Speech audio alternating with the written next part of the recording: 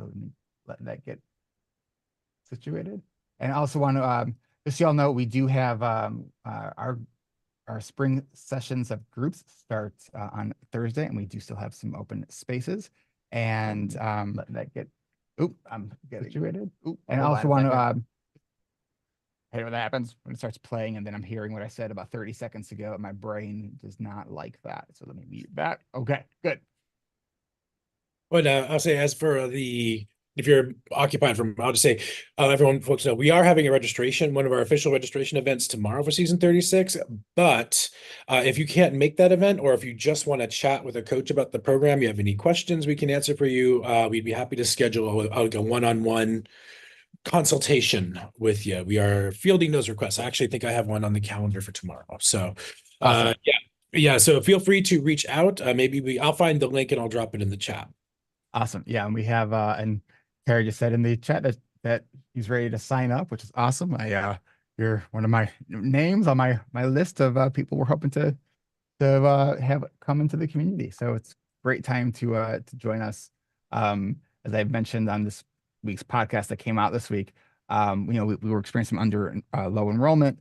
So we've lowered the price for this season to try to fill those spots. So all right, let's kick it off here. And hello to everyone in YouTube land. If you want to join us and be part of the conversation, ask us questions, come into Zoom. You can do that by going to ADHDrewired.com/events and sign up there. It just takes a second to get yourself registered. And it is our brand new updated website. So check that out as well. All right. So let me start it off in 3, 2, and 1. Welcome back to another episode of ADHD Rewired. We are here for our live monthly Q&A in the month of April, and we have a kind of a more quaint team today for our Q&A. We have me, and I'm also joined by Coach Brian Entler. Hey, Brian. Hi, Eric. All right, so let's get this thing started. And Coach Kristen may or may not be joining us later. She is traveling. She is trying to get to a computer, but we'll see how that goes. So she may be able to pop in a little bit later. Well, we're going to start it off with a question that we have here, and that's: after years of working on it to no avail, how do we stop the constant yo-yo of avoiding/procrastinating, then working and then avoiding/crashing again, and back to overworking due to said avoidance? That's actually a really well worded question, and I think it's very relatable.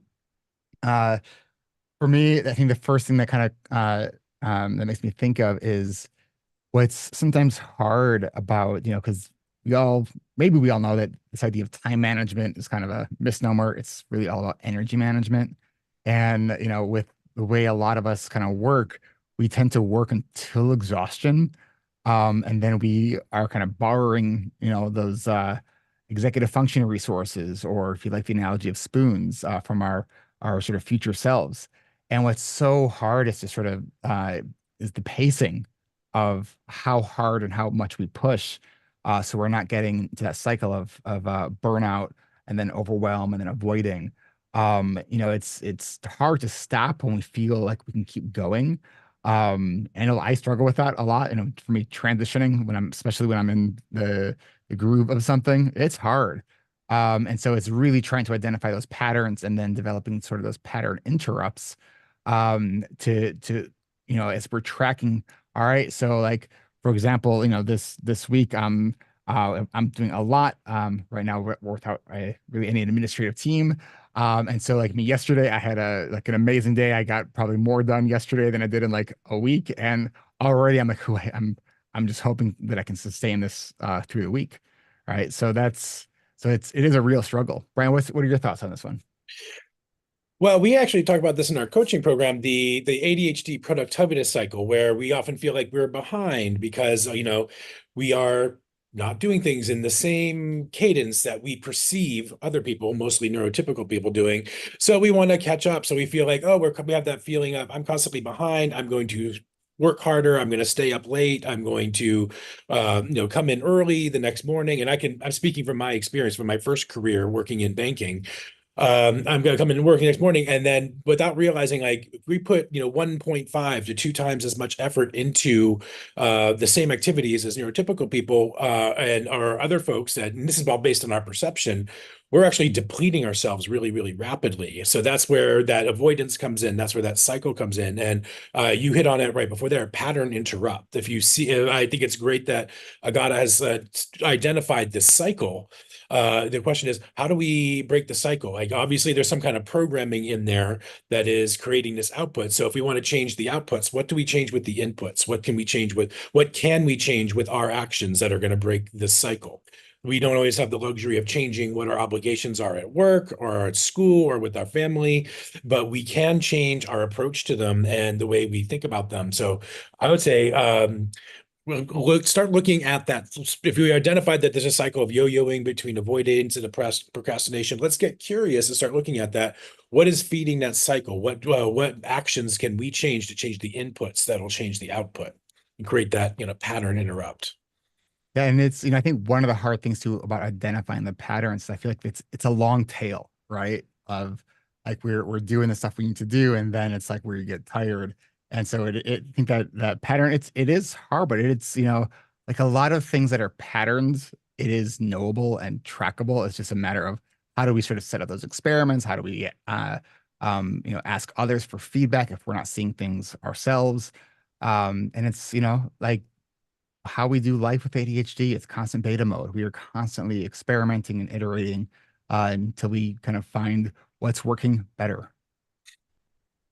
Yeah, and I would point, and then I know like the question was phrased with avoiding and procrastinating, and those are kind of emotional reactions. And this is something that comes up in coaching a lot. Like when we are feeling behind, when we're having this emotional reaction, I say like, is it possible, if it's possible, to step back a little bit? And this is a really counterintuitive reframe that blows a lot of folks' minds, where they're thinking like, oh, I want to do coaching, or I want to learn how to be more productive. I want to learn how to do more, not learn how to do less. But sometimes if we are burnt out, if we are in a state, and burnout is not just is a pop culture phrase, but it's also a very real thing. It's like depletion of your physical resources. And if you're burnt out, like sometimes we have to step back a little bit. And it feels really counterintuitive to a lot of folks like, no, I need to get a turbocharger to do more. But that is, if you're already in a cycle of avoiding and procrastinating, then we're already past the point where doing more is going to be more effective. Sometimes stepping back, resting, delaying, deferring. And that again, that brings up some emotional kickbacks that feels like quitting emotionally to some of us. But sometimes I always offer the reframe of protecting. Like, how do we protect the resources we do have by stepping back a little bit? So I have caught myself up. I'm a recovering workaholic, as I like to identify myself.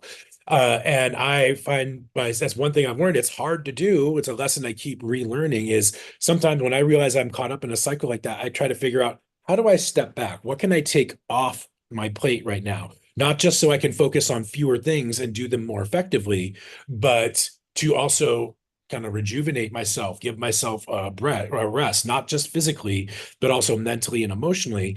The recovery time from burnout is, I mean, it's going to vary from every person in every situation, but I'm willing to bet that it is much longer than anyone thinks it is. I think like there's a phrase that like a good night's sleep is often is a great place to start, but like one good night of sleep is not going to resuscitate us from if we've been burnt out for 6 months. So I would just say add some duration to that. No, I think that's great, and it's hard, and I think connecting with our community around these kinds of things, and you had touched on when we look at sort of procrastination and avoidance, right?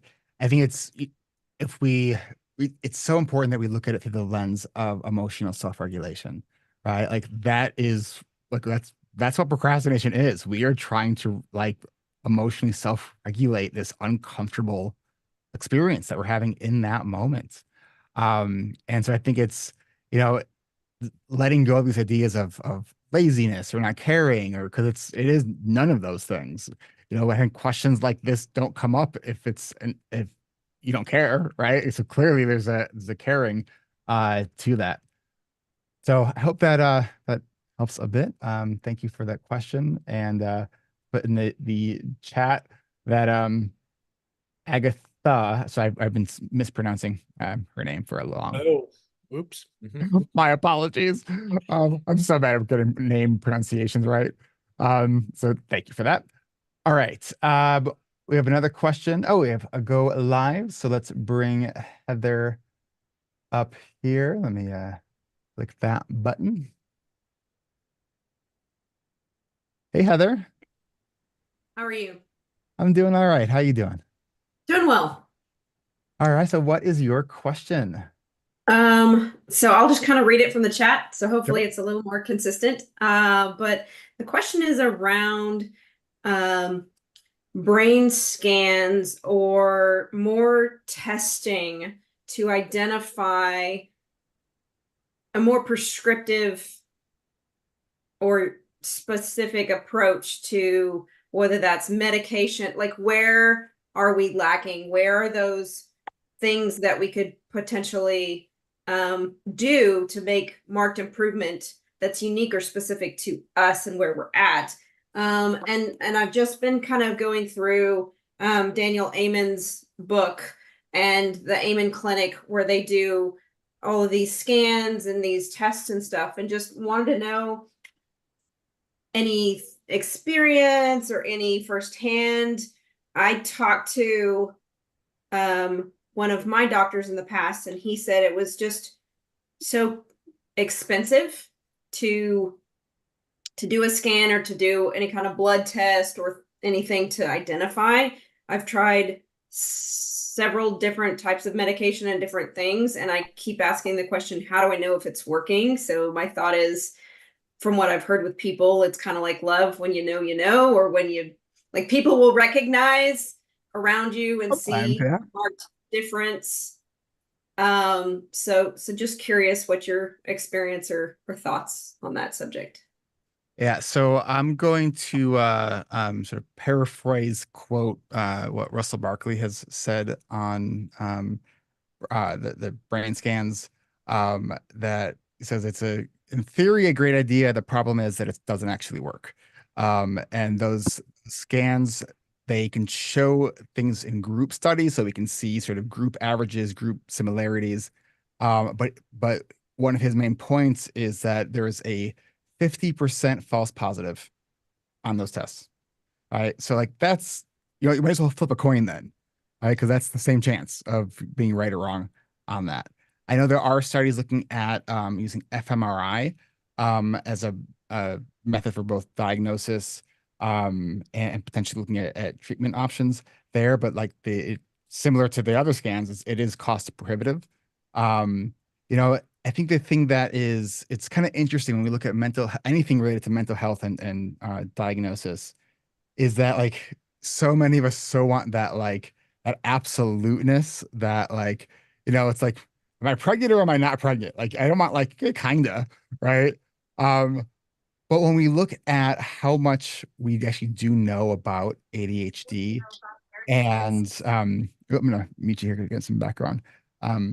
Like how much we know about ADHD and all the validated sort of studies that have done on rating scales and the way that we diagnose, it is pretty powerful. Like the statistical probabilities are pretty powerful, and and I think it's important that we understand what that actually means.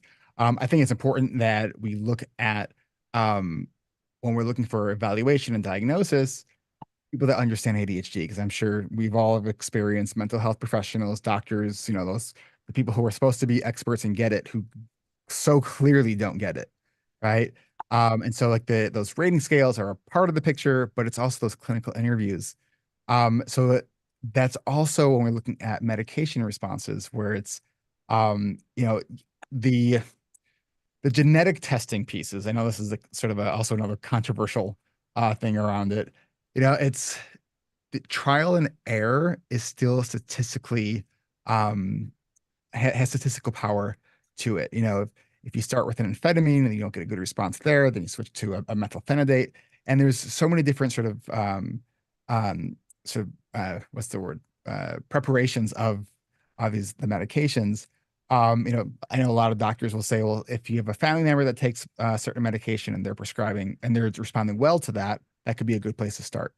Um, so yeah, I mean it's it's art and science. I mean that's where the kind of the state of the art of this is. So I don't know if that really answered your question.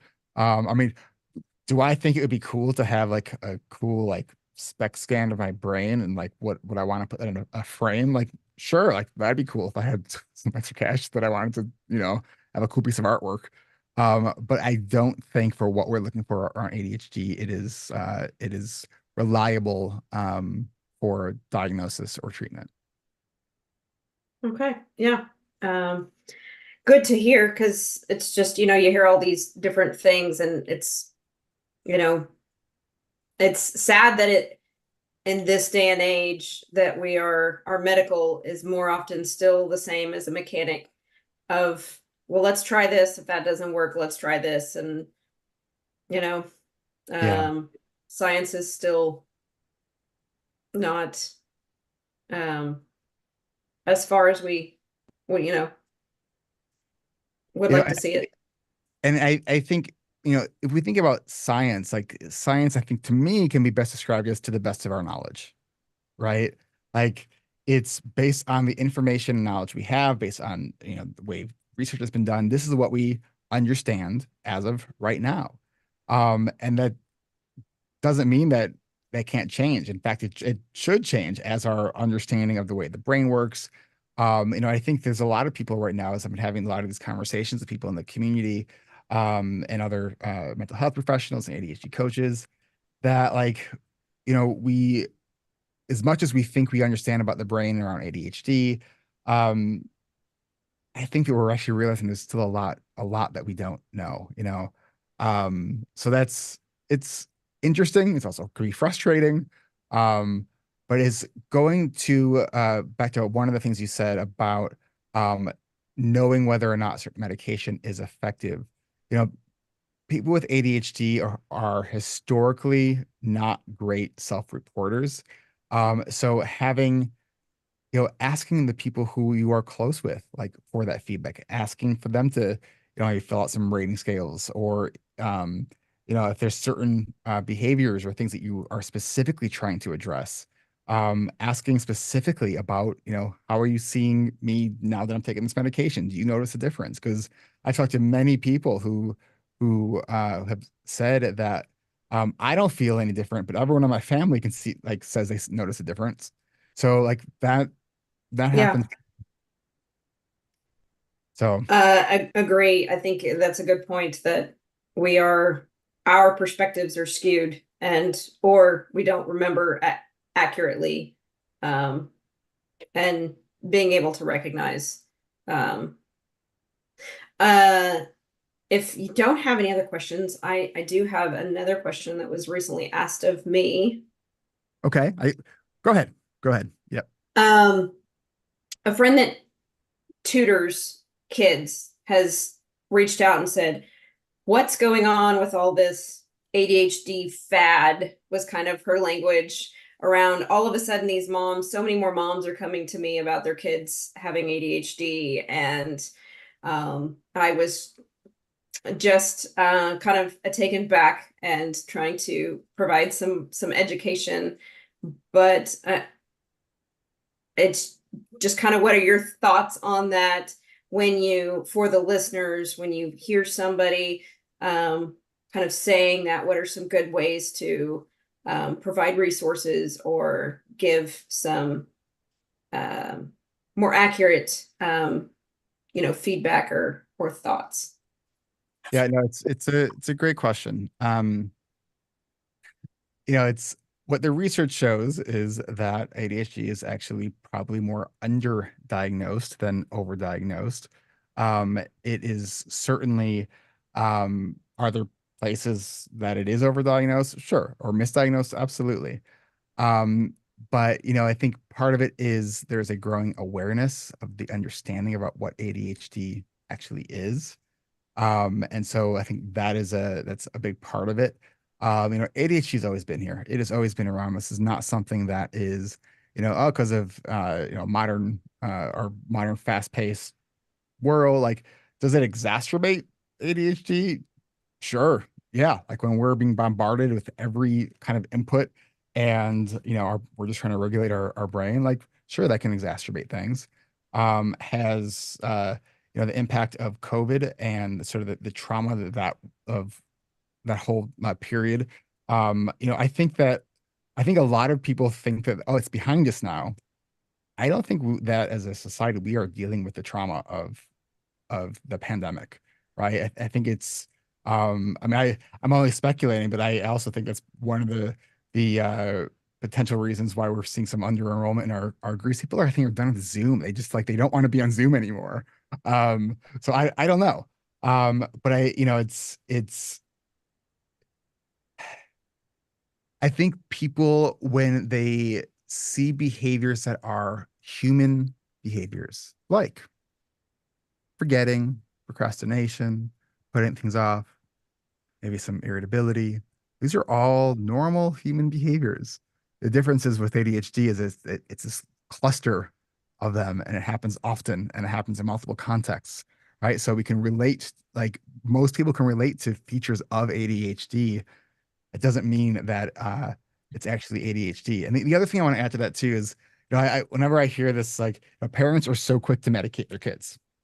So like I hear a lot of professionals who will say, who are kind of like, they try to take this neutral approach about medication and ADHD. And I don't take that approach. I'm like, try the medication. It is like the most, like science says, it is the most impactful part of the treatment sort of puzzle. So when my son was diagnosed, my son has autism and ADHD, and we were thinking of trying medication. I hemmed and hawed. Like I was nervous about it, right? And we tried a stimulant medication initially when he was about 6, and he had a really bad reaction to it. Like the anxiety was through the roof, right? And it was heartbreaking, right? So he did not have a great response to it. And then we tried later on SSRIs, that he had a great response to that. That we reintroduced stimulants. So like I've never met a parent who was actually quick to medicate their kids ever. And I've worked with lots of families, lots of parents. I've never met a parent that has been quick to medicate their kids. So this whole idea of like, oh, it's a fad, or they're just, they're looking for the easy solution. Like, there's nothing easy about this. That's such a good point of perspective. Um, it is a hard challenge. It's a hard decision to know, does the doctor really know your child as much as you do? And is that going to cause harm or more harm than good? And what are the lasting effects? So that's a really good point to bring up for those, naysayers. I also liked Jenny's comment about diabetes, and parents are going to they're not going to think twice about that medicine. They're not going to think twice if a kid needs glasses, to get them glasses. Yeah, it's absolutely. And I think the next thing that we're going to be probably seeing the whole fad sort of argument about is what is becoming a growing sort of understanding of the coexisting ADHD and an autism, or ADHD. It's something that I am have been seriously looking at myself, and and it's interesting. There was an article someone sent me. I think it was in the Atlantic, maybe, or maybe the Washington Post. Forgive me, I don't remember the source, but it talked about the explosion of this new ADHD. And I think that, like, as we get better understandings about things, like for me, it's like I always relate to certain traits and features of autism. I never really thought that I fully had autism, but if part of autism can also affect self-awareness, that could also make sense why maybe I didn't fully like grasp it. So yeah, it's, you know, I think do what works for you. And yeah, I don't know. Brian, any additional thoughts on this? Well, I just wanted to chime in and kind of encapsulate some of these thoughts. If the stigma, you really hit on it perfectly, Heather. Like, other types of disabilities, and there's the D word, but other types of differences like eyesight, or if your kid is a type 1 diabetic, no one is going to second guess the medications, but they will for ADHD. So that stigma is that because ADHD is kind of an invisible disability. That stigma is there. That's nothing new. If I were to encapsulate how to respond to somebody who is saying, I keep seeing ADHD in the news. I keep seeing people at my child's school talking about ADHD. What is this explosion of ADHD?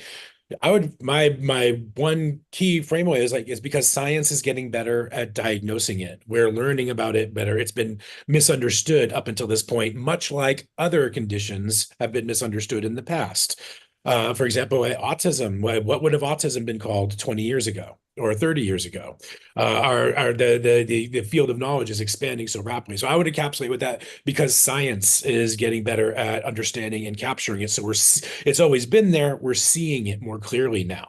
And perhaps Eric would be better at like a specific resource or website to point them at to back that up than I would. But Yeah, I mean, I think that looking at anything through like Chad, because they're connected to the National Institute of Health, so that looking at those credible sources, there's it's just amazing how much science is out there and how much misinformation still is, not the misinformation still winning, I think, in a lot of places, and it's It frustrating. is. Yeah.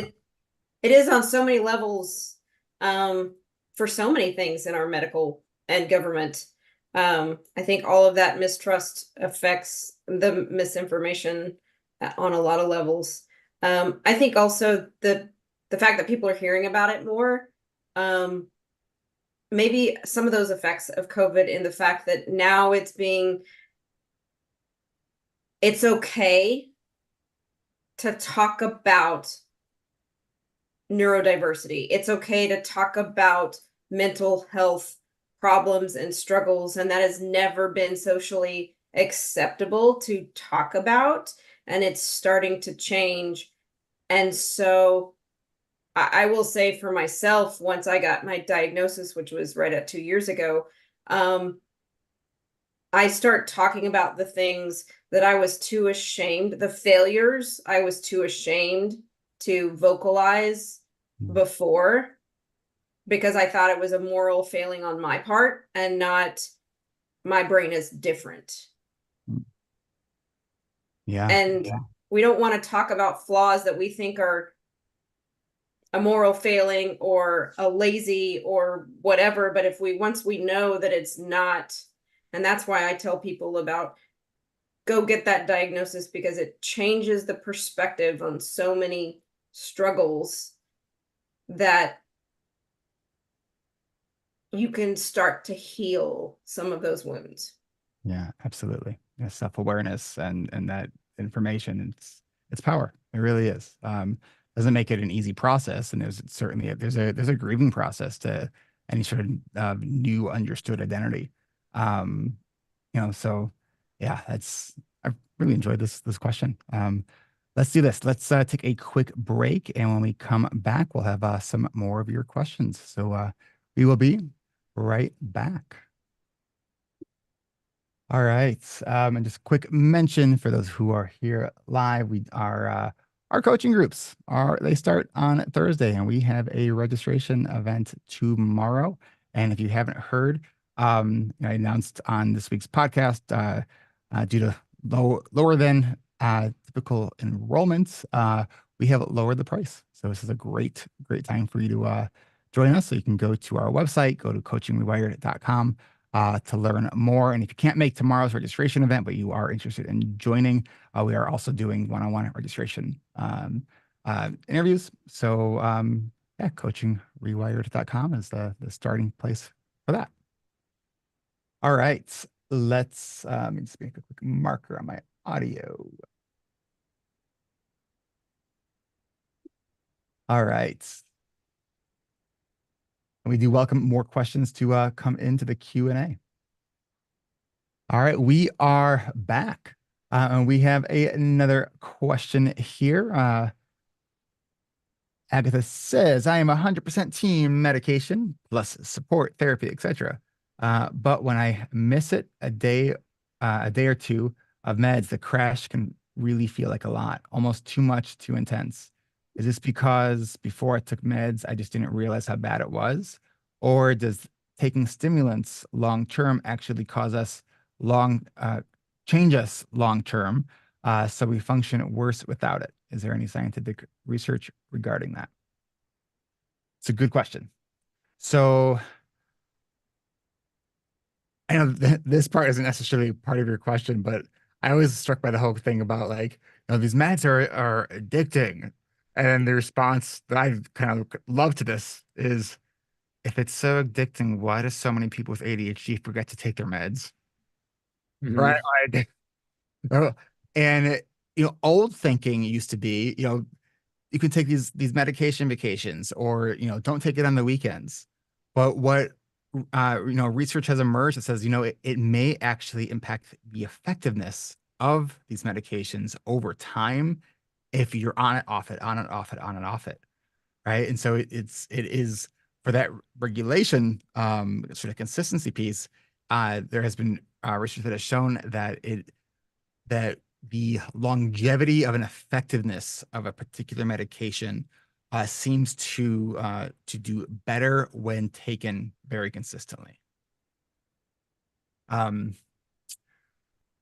if you are taking breaks, whether intentional or not, from it, keep in mind that depending on what your dose is, if so let's say you take 30 milligrams of Adderall, just for example, all right, and that's a fairly high dose for a short acting Adderall, and let's say you don't take it for a week, and then you're like, all right, I finally got my meds refilled. If you start by taking 30 milligrams, like, it's going to be tougher for your body, and like you might feel more anxious and have some more of those side effects, right? So and it's easier to play with some of the doses with the short acting ones versus the long acting ones. um but yeah, it's, and I always think too, if you're trying to stay as consistent as you can on medication, which I know is a challenge, and if your side effects are outweighing the therapeutic benefits, talk to your doctor. Like, it's, I've talked to so many people who, like, they tried meds and they just didn't work for them. They didn't like the side effects. And when I sort of dig a little bit and find out what trying meds meant, is that they tried one medication, right? And it's really important to try multiple if you're not having good results on that first one. Um, so I'm just reviewing that question again, so I want to make sure I didn't miss anything. Brian, do you have anything you can add to that? Well, I want to pick up where you pointed out the fact of whether if you're taking breaks, whether intentional or unintentionally. And I see some talk in the chat about it, but this is a topic that's been coming up a lot over the last year. Is that many of us have experienced difficulty getting our meds over in recent months and over the last year, due to some disruption in the supply chain or whatever caused it. So that's one thing that we've come up in our coaching groups a lot, is like strategies. What happens when our meds are interrupted for reasons outside of our control? And so creating strategies around that, like, it's kind of the elephant in the room. Like, sometimes I've been out of meds for up as much as 2 weeks over the past year, just because, the pharmacy says it wasn't available. And then my big corporate insurer was kind of giving me the runaround. I realized, oh, I see what they're doing. They're deliberately slowing it down by making it harder to fill your order.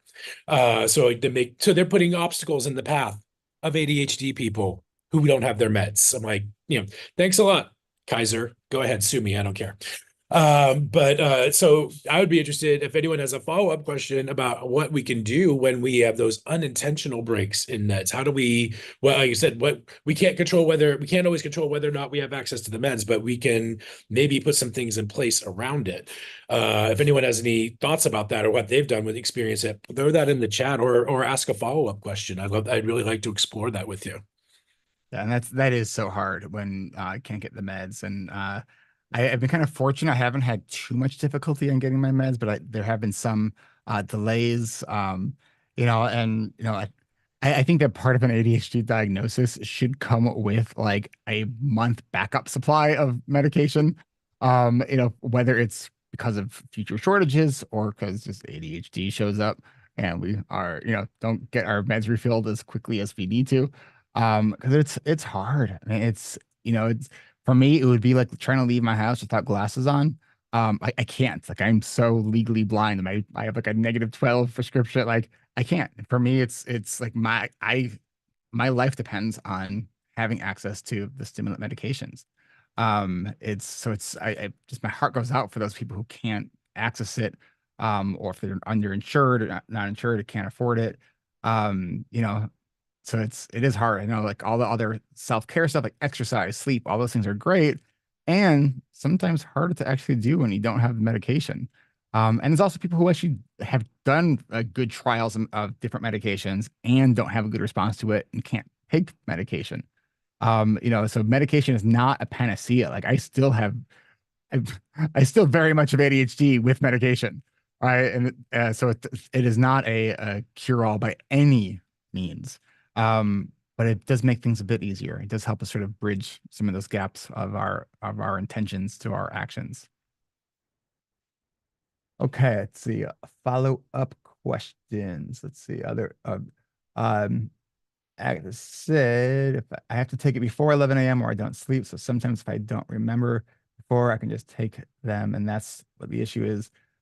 So it's just when I miss a day because of that, really. And, I always think about if that is sort of when we talk about like the one thing, like leading domino in our coaching groups, like what's the one thing that makes everything else easier, right? So thinking, is there anything that you always do? And how can you sort of, uh, chain or chunk that together that you're taking your medication with that thing you always do in the morning. Like, are you a glasses wearer? Something that I've shared with a strategy with other people that have worked for them. If you're a glasses wearer and you can't move about your day without wearing glasses, set an alarm at night, get those little medication envelopes and literally put your medication clipped to your glasses. Right. So when you put your glasses on, it's going to literally hit you in the face. Take your medication. Or if you like know that you are not going to go without coffee, like can you put your medication like right where you have your coffee? So trying to think about the like what can you do to make it easier to remember or harder to forget the medication. So yeah, because that's like I don't keep mine in a pill bottle. I always put my pills in a pill organizer because we probably all had that experience of taking medication. And like 3 seconds later, we're like, wait, did I just take that? Right. So I think a pill organizer, it's great because you can look at it. Oh, today is empty. I took that medication. Kristen, hello. Where are you coming in from? Are you at the airport? It's too loud. Okay. I'm in Dallas, but it's really loud here. All right. Well, it's good to see you. And if you have any answers that you want to put in the chat, we can voice them for you. Awesome. All right. And that's amazing. If I had to try to log into something like this from an airport, my brain would be way too overstimulated. So thanks for doing that, Kristen. All right. Another question on medication here. Why are the ADHD meds considered a class 2 with the only more controlled substances being medical grade cocaine? If you have experienced or read about the negative effects of OxyContin, yet is it less controlled than stimulants? It doesn't make sense. Yeah, I agree. It doesn't make sense. There's a lot of things that don't make sense. And I've been saying this for years. It's like the things that we need, the hoops we need to jump through to get our meds often requires our meds to jump through those hoops. Right. And it's so frustrating. And I get it. Part of it is because of issues around medication diversion. And it's still frustrating though, because it's like for those who really, really need it, it just creates these barriers because they're trying to prevent people who are using it for enhancers. There's also been studies that have shown that people who take it who aren't prescribed it often are drawn towards those kinds of medications because they actually need it. Right. So I wish there was an easy answer and an easier solution, but there is no easy answer or easier solution. I guess I am grateful because I know in some countries you can't get any kind of stimulant at all. So that's to me that's just wild. That's wild. If I can follow up a little bit, circling back to our conversation earlier about what to tell people when they are asking you, what is this explosion of ADHD people, ADHD diagnosis, and also what usually goes in hand with that is the idea of over medication or easily medication. A lot of the misinformation out there or the misconception out there is like, but isn't our ADHD meds the same thing as like crystal methamphetamine? And isn't it like that? Like, no, this is a real, Eric, you shake your head, Eric, but people think this. I know. People, I've heard it referred to as legal meth. And it is, again, circling back to the science, like it is, you have to point out, like it's in the same family, but it is chemically different. Nobody is using, Adderall that way. Some people who are, you're using it inappropriately. That is true, but statistically, very tiny fraction of it. But yeah, it is chemically different than that. I always urge everyone to put that information out there as much every opportunity you get. As you're saying that, I started this analogy. Hopefully it'll make sense as I say it out loud. So it's like being thirsty, and water is going to help you with quench that thirst. So medication is like getting a glass of water and drinking it, where crystal meth is like getting the fire hose turned on you and trying to quench your thirst, right? Like it's too much, too fast, and it's not going to actually be helpful for you, right? So that's what's happening on the neurotransmitter levels. Part of these medications is it is a smooth release of these active ingredients versus doing something like cocaine or like, yes, those are both central nervous system stimulants, right? But it is very, very different on how the brain responds to it. All right. Let's see. Other questions here. But people will resort to that if they are not able to get, I mean, and I know some people will drink caffeine, and there's some mixed stuff out there because there's some data that will show that it actually works on different neurotransmitters than what we are trying to target. But like all things we have, when we talk about what the science says is based on group study, right? And in groups, if you can't get your medication and you find that drinking coffee throughout the day is helpful for you, like you find it's working for you, keep doing it, right? Like do what works and, make healthy choices, right? If something works for temporarily, but it could be very dangerous, don't do that, right? I mean, I don't know. It's experimentation around different things. Alternatives can be okay, but experiment with caution, right? Like, the other thing is like the supplements that people are like, oh, I want all natural. Can I just remind everyone that nothing that comes in a bottle that is put in a pill is all natural, right? And there's lots of things that are all natural that could kill you, right? Like cyanide is an all natural occurring substance, right? That will kill you, right? So just because it's all natural is marketing. That's all it is. It's a comfort blanket, right? Because what science has shown is a lot of these supplements that people think might be beneficial, some of them don't even have the active ingredients they say they do, and some of them have things in it that is not reported to have in it. Right. So yeah, unfortunately there's not easy answers to this. But the challenges are and the frustration is real. All right. We need some more questions here. So we're going to take one more quick break. And when we come back, we'll answer a couple more questions, and we will be right back. Make a marker on my audio. All right. It's a very awesome conversation too about med. So loving this. All right. Brian, I think were you gonna say something? Not at this moment. There's a pretty good question from Thomas in the chat. All right. So we are back. All right. We have another question here, and I'm not sure if Thomas wants to go live with this question, but I'll read it here, and you can let me know if you want to jump in to go live. He says that this is great so far, but there's still time to go downhill. No, I'm just kidding. I was diagnosed in 2022. I'm 43 now. The medicine definitely does something. However, I work for myself now, and I still barely can get things done, and they pile up. Sometimes I can get in the zone and it's way better than before medicine. More often than not, I end up focusing and completing other things. Um, do I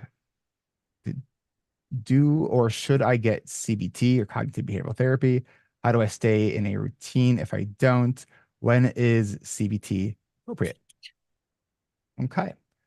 Um, so, when we think about ADHD, I think it's important that we look at it as a performance disorder, right? That it's because I think that once we kind of know what to do, that's almost sometimes more frustrating. It's like I know the skills, I know what to do, I have all the strategies. Why is it still hard to execute on those things? It's because it's not because ADHD is not a knowledge issue, right? Like it might start with some knowledge gaps and skill training can absolutely help with that. But it is at the end of the day, it's a performance disorder. It's can we perform what we know that we want to be doing?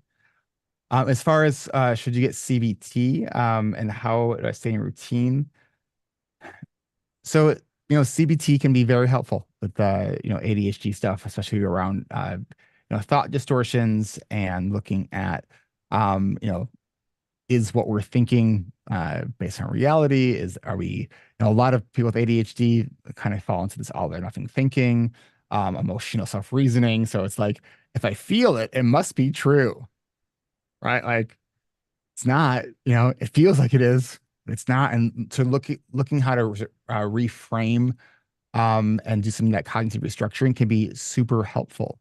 Um, but as far as like routines, yeah, routines are really hard to maintain with ADHD. And part of I am such a huge advocate for community and group-based stuff is because I think accountability is so important. It's like the bridge that connects our intentions to our actions, right? It's if we know what we want to do and what we have a hard time self-regulating in those moments, having people who you're sharing what you're trying to get done and you can check in with can really help us stay on track as we try to build and maintain routines.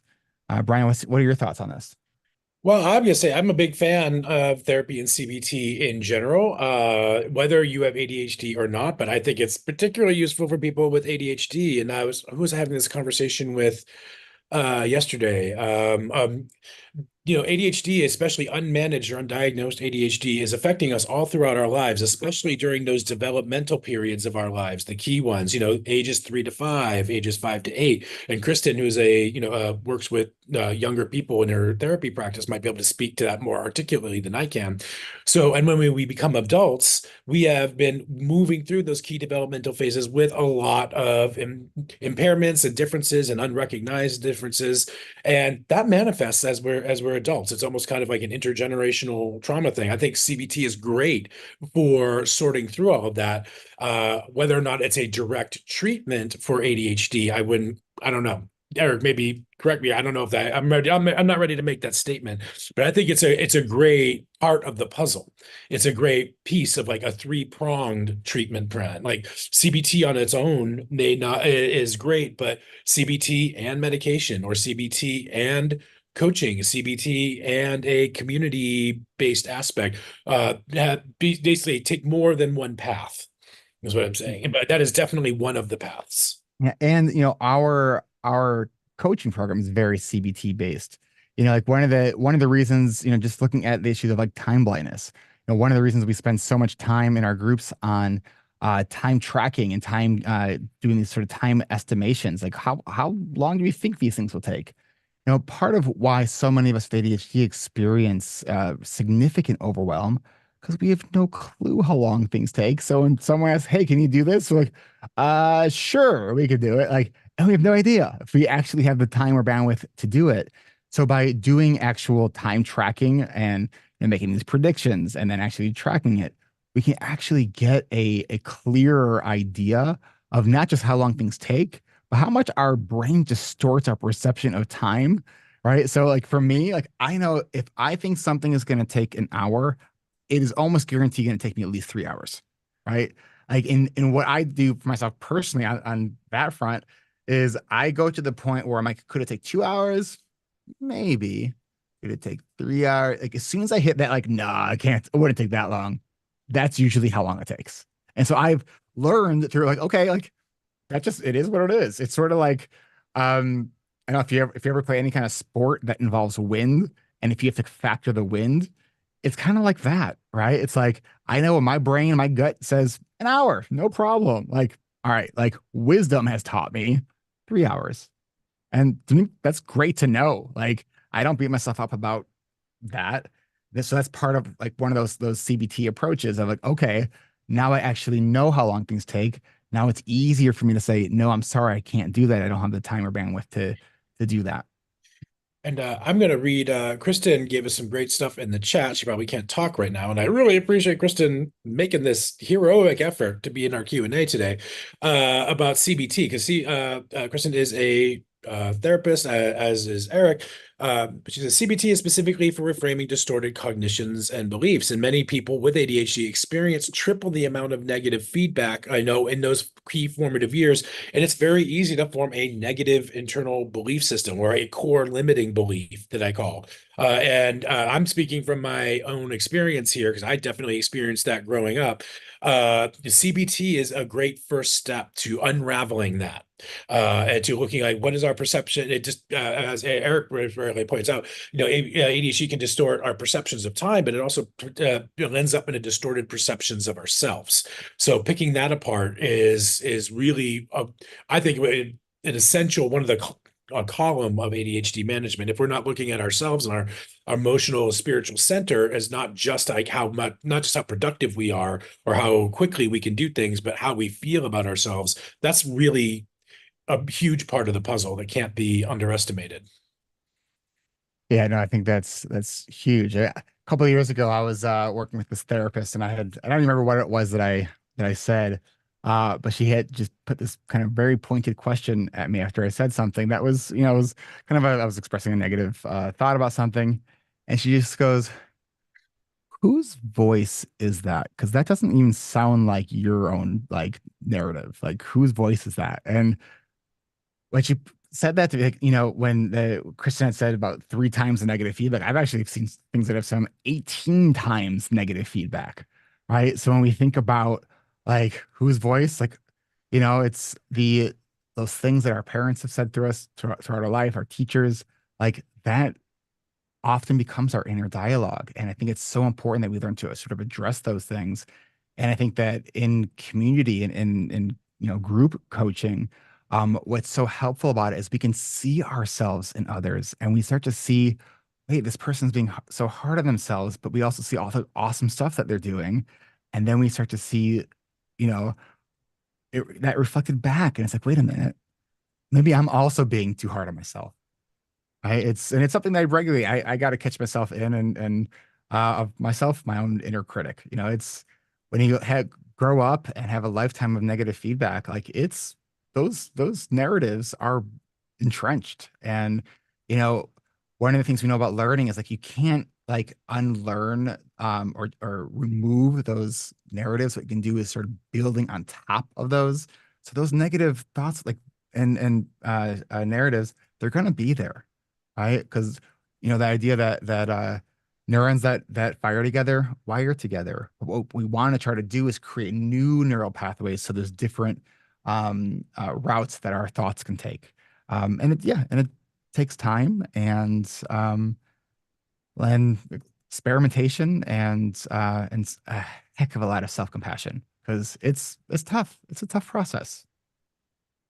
And I'll just follow up. I did some very rapid Googling because I know there's a study out there that I wanted to reference, but I want to get it right. Here I'm pulling this up from the research has shown that children with ADHD have often received 20,000 more negative messages about their behavior than a neurotypical child by age 12. The impact of all that negative feedback can be profound. And it really can be cumulative, and not even just the messaging they get directly, but it's also intergenerational. We're getting the instilled values from our parents and their generation from when ADHD was even less understood. So we're inheriting all of this stuff, and it really can shape your internal belief system and shape your identity without you even really realizing it. This is one of the exercises or the concepts from our coaching program that I like the most is the idea of the stories we've been told about ourselves for our entire lives. We learn from the people around us as we grow up, as we develop, how to feel about the world, how to feel about other people, about ourselves. And it's not even about things that are expressed verbally. It's emotional expression that we're picking up. Like young children, they're like sponges. We pick up all this sensory information from other people, whether or not they're saying it out loud or not. We pick up how we feel about themselves, how they feel about you. And yeah, unraveling that is a big part of if we're carrying that around with us, it makes any other form of ADHD management much, much more difficult. All right, we got a couple other questions here, so we're kind of coming in towards the end. I'm gonna go to Amy's question because we haven't had a question from Amy yet. So thank you for your question. And that's let's see. Can you explain the difference between masking and I should have read the question ahead of time because she said it. And oh, sugar. Now I forget, and I erased it after sending it to you. Do you have the question for me? Um, I masking and what do we think the question was? Maybe we can crowdsource this collective brain question. Um, Hmm. hmm. It's a riddle. What is masking like, but different from? Hmm. We're looking in the chat. Yeah, I'd like to see everyone. I bet everyone, it's like a game of categories. I'm kind of curious to see what the guesses are. Sounds like first word. Masking and oh wait, I think I know what you're talking about. Filtering. Filtering? Was it filtering? I think it was filtering. Let me know if I'm right on that one. Yes. All right. Whew. Nice job, brain. Okay. Masking and filtering. Um, so I think filtering is when we're looking at a situation where like we're feeling something big, we want to say something, um, but knowing that there could be kind of negative implications or consequences if we do a certain thing. I think that's filtering. It's sort of like it's contextual, I think. It's knowing when is the right time to do or not do something. I think that masking is it's kind of like that pretending. It's that trying to masquerade as normal. Like that's exhausting. Right? Like filtering is, not impulsively saying the comment that, maybe the thing is true, but does it need to be said? Like that's filtering, right? And we've all probably heard the expression of, this person has no filter, right? We don't need to say everything that is, that comes to our minds. To me, that's filtering. Masking is pretending like we have our shit together when we internally know that we absolutely do not, right? Um, so I think those are the differences there. So okay. Another question. Let's see. Trying to pay attention and not be distracting. I have heard diet and certain ingredients can exacerbate my ADHD. Frozen pizza sauce. Yellow number 5. I can't stop eating the bad foods. How do I better on how do I do it better on diet when I'm the one buying food for myself? I'm asking this while snacking on jelly beans. Um, okay, so diet is one of those things where it's like I think one of the issues is in the almost the nutrition industry has been this sort of history of a lot of absolutist language in different things around diet.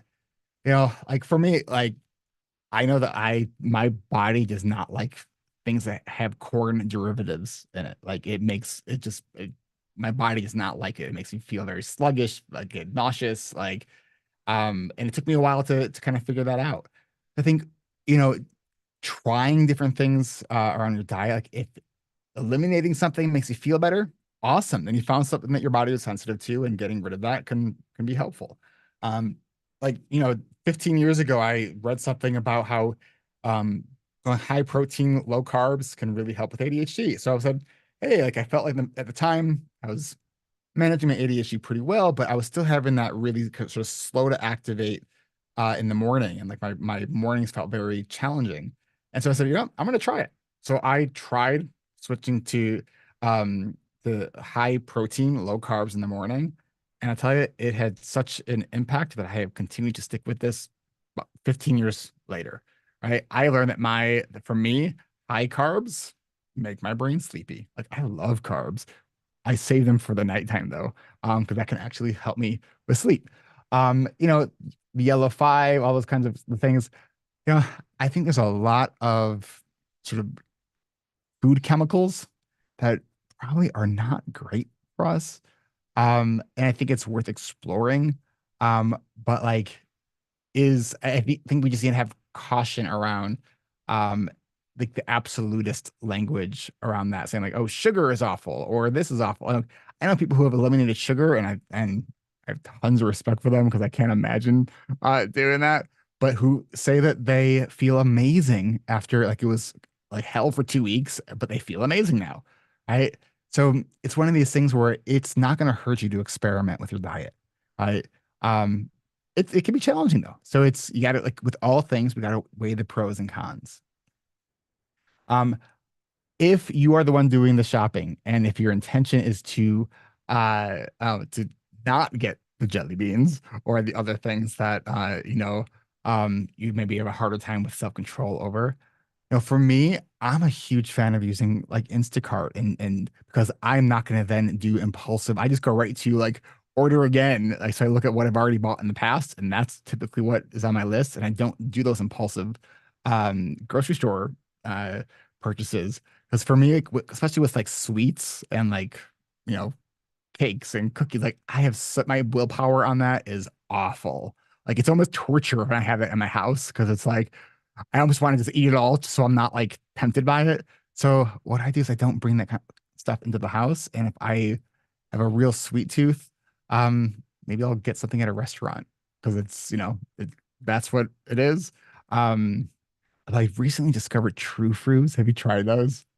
They Brian, the chocolate covered like frozen fruits. No. They're kind of amazing. I mean, I know there's a lot of sugar in them, but it's frozen fruit with a thin layer of chocolate on it. And anyways, I think I'm getting hungry now. What's my breakfast I'm at? So my breakfast, 98% of the time I eat a high protein oatmeal, with milk. And I'll add strawberries, banana, blueberries, and blackberries, and I add a little bit of nuts to it. And recently I learned, because I was getting lightheaded while exercising, that my salt intake has always been really low, because I've just never really cared for salty foods, but I started adding salt to it, and it's actually helped. So I've always been nervous to add salt to my diet. But my doctor said, yeah, add salt, see how it works. And so that's been working. So that's what I have 90% of the 98% of the time. Because it's also like the ability to kind of go on autopilot, because like this is what I have for breakfast all the time. It's just easier for my brain. And I happen to like oatmeal. So that's my breakfast. Occasionally there'll be a protein shake, sometimes eggs. But yeah. Brian, what do you have for breakfast? Oh, I'm also a fan of oatmeal, and I like to make it high protein. I will use like a whey protein supplement and just stir it right in there, although you have to do that kind of carefully to make sure it doesn't, oatmeal can't be too hot. But yeah, just anything that has like a low glycemic impact carb, which means like not a carb that is not sugar. Oatmeal is a great example of that, because that gives you more consistent energy with less of a spike. And just as many fruits and vegetables as I can, cram down my pie hole is always a good approach. Like, oh, it's like a banana, blueberries, whatever I picked up at the store that week. Yeah. Kristen, I don't know if you can chime in. I don't know if you have a regular breakfast. And I'm curious how many other people have like eat something the same almost all the time just for sake of ease and because your body responds well to it. Oh, I see some comments in the chat about the clean plate club. Oh man, yeah, that is I think for lots of people. But yeah, you don't have to finish something if you're full. Kristen, but too loud. Okay. Um, All right. So I think, let's see, did I miss any questions? I know we're running low, short on time here. Oh, there was a question about OT. That I heard OT therapy can also have positive impacts. I've not been able to find an OT who have experience with ADHD support. I've talked to a couple OTs that do ADHD specific things, and because typically what an OT would do with ADHD is about it's about how do we look at your environment and how do you navigate the things that you do in your environment. And I think it can be very helpful. I honestly don't know what the research says about that. But just anecdotally, I do believe that can be helpful. All right. I'm gonna say we're gonna wrap this one up. Thank you everyone for your questions and for being here. Brian and Kristen, thank you. And we will catch you back here next month. And we appreciate all of you so much. And don't forget, we are currently registering folks for season 36 of our coaching and accountability groups. We have a registration event tomorrow. If you can't make it, feel free to reach out and we'll schedule a one-on-one consultation with you. I would love to chat with you. Awesome. We all would. So thanks everyone, and we will catch